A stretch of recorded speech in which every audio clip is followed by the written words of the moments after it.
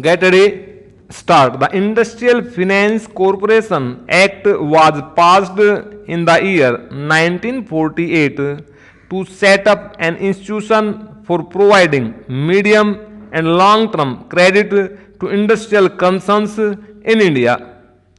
The idea is that in due course the Industrial Finance Corporation would give loans to medium and large sized industrial concerns.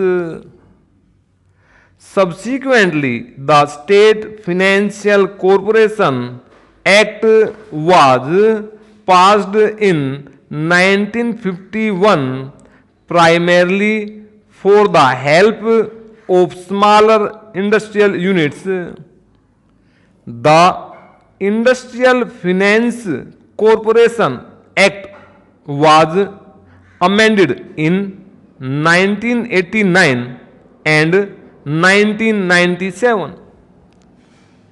The main amendments affected on the last occasion were to authorize the corporation to guarantee deferred payments in respect of import of capital goods from abroad and to enhance the corporation's borrowing powers. The House would have already noticed the significant improvement during the last year in the overall business of the corporation as revealed in its annual report for the year ended 30th June 2006, which was laid on the table of the House a few weeks ago.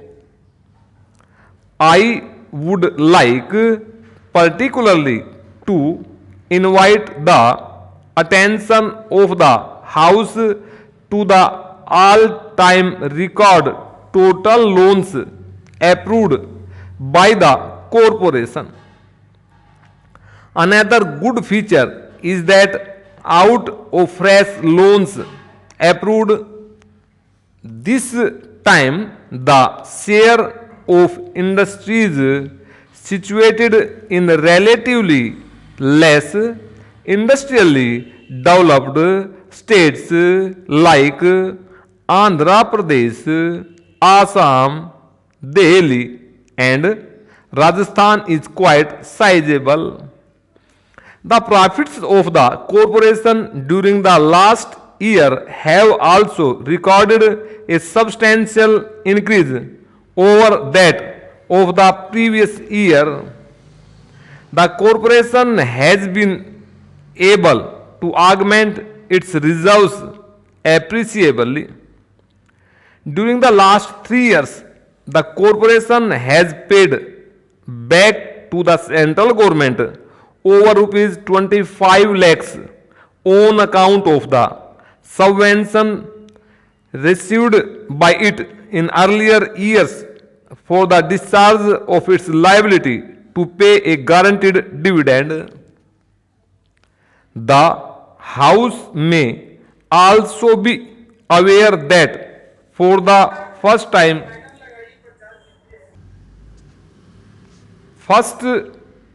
since its inception, the corporation has secured a foreign exchange credit of 100 million from the Development Loan Fund of the US government for sublending to industrial concerns in India. This will further increase the usefulness of the corporation. The progress already achieved by the corporation is substantial and the role it is expected to play in the coming 11th plan period would be a significant one. It is therefore desirable to equip the organization at this stage adequately.